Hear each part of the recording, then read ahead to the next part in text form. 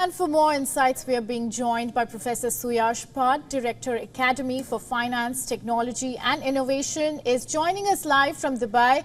Welcome to the broadcast, Mr. Bhatt. I would like to begin by asking you, how do you foresee this inclusion impacting India's long-term fiscal policies and debt management strategies, also considering this was a much-awaited and anticipated inclusion? Good morning. I believe you captured it perfectly. India was the only emerging market which was not included in this global bond index that is there. And it's a very significant move. Globally, if we see, there are three major indices which investors follow. And one of them is JP Morgan Index, and the second one is Bloomberg Barclays Index. And the third one is FTSE Russell Index. So this is the first move that is done by JP Morgan, where they have a GBI-EM Global Diversified Index fund, which is of 213 billion US dollars. And they have included India, and they have given 10% weightage to India. So it's a very significant move, 10%, almost 21 billion US dollars you can expect to enter India anytime soon. The date given is June 24, and it will happen in a gradual manner. So this impact you would see in next 12 to 18 months.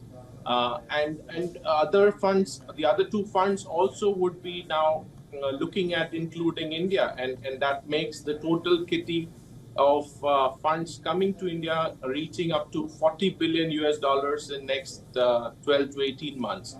So it's a very significant move, because if you compare current status, I think the figures are 2 billion US dollars are invested by global investors in Indian bond market. So this is like almost 10 times or 20 times growth that you're going to see in next 12 to 18 months. So it's a very significant move, and a very positive story, especially from a foreign reserves perspective, because these funds are going to come into India, and it will add up to the forex reserve that the country has. Additionally, these three index that I said, these are passive funds. So there are a lot of active funds who would also follow this, and there would be an additional flow of money also, which would head towards India. So it's a good news, and it's a very positive move, especially from the investors' perspective, also from a government perspective. It's a thumbs up, because it's a kind of acknowledgement that we are there on the global map now. Yes, and you have kind of shed the light on the numbers quite elaborately, and needless to say, this might make the $5 trillion economy goal that has been talked about a lot lately, and get us a step closer. Don't you think so? Yes, indeed it would. And so to do business, you need funds, and this is I'm giving you an access to, say, in simple terms, if I say for a common man, you get access to a loan or a credit facility, you can borrow and do business. So you would do it much faster and much easily. So in the same way, when we get included in the global indices, the government's cost of borrowing would go down. And that would also have an impact on private sector's borrowing. So one, you get access to credit, not that we didn't have, but the cost of funds were higher. So now that we are formally included, it's like a stamp, and you could say a better credit rating kind of a scenario, where you can borrow at a much cheaper rate, both the government as well as the private sector. And this would really fuel the investments and the borrowings that happens, whether it's infrastructure or whether it's any public sector investment that are there.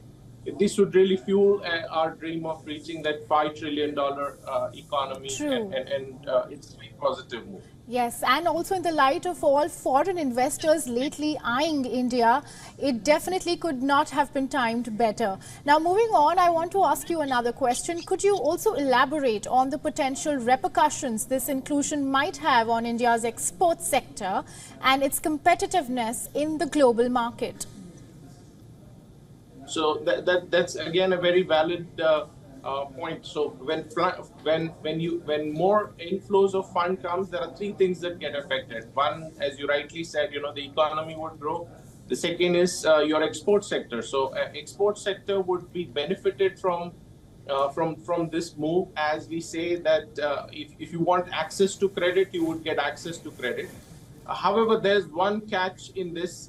If say for example, I'm exporting say IT services in US, and if the US government gives me say 4% interest rate, and maybe the Indian government gives me 3% interest rate, I may want to hold my money in a foreign dollar account rather than holding it here. So maybe many exporters, rather than bringing the money back due to this impact, the yields would fall. And we had seen that yesterday in the bond market. From 7.4, it went down to 7.08%. So the Indian yields are going to go down. So maybe exporters may not bring that precious dollar, but that shouldn't be a worry because they can't hold it for a long time.